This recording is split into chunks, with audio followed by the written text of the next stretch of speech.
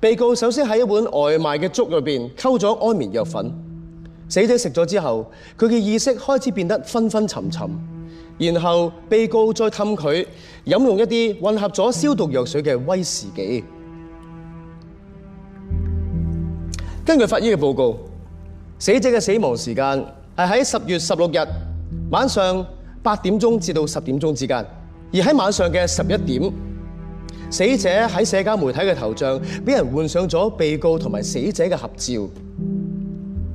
好明顯，被告就係睇住林家齊佢死咗之後先至換個頭像嘅，然後佢再飲咗少量有毒嘅威士忌，跟住咧佢就隨手打999報警求助，然後營造出佢哋兩個係殉情自殺嘅假象。心諗閣下係咪就住喺度呢？點知就俾我見到有間房同我差唔多層數，入邊有對男女。咁我見到個女嘅攞住匙羹研碎咗幾粒藥丸，跟住整咗落兜食物度，我咪打咗個突咯。但係個男人係望住個女人做成件事嘅喎，咁我心諗咁人哋中意剔嘢啫，係嘛？之後個男人行埋去個女人度攬住個女人錫，之後就閂咗窗簾。佢哋兩個根本一早約好去酒店度殉情自殺。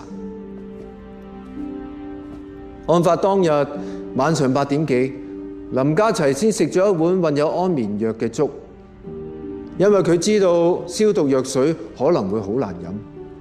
跟住被告再將消毒藥水混落個威士忌嘅酒樽裏邊。林家齊同被告講：好嘅，我怕好辛苦，好痛，我驚我頂唔住，我會退。所以佢要求被告睇住佢服藥死亡之後，佢先至跟佢上路。被告係深愛林家齊，所以佢寧願忍受心靈上嘅痛苦，照顧佢。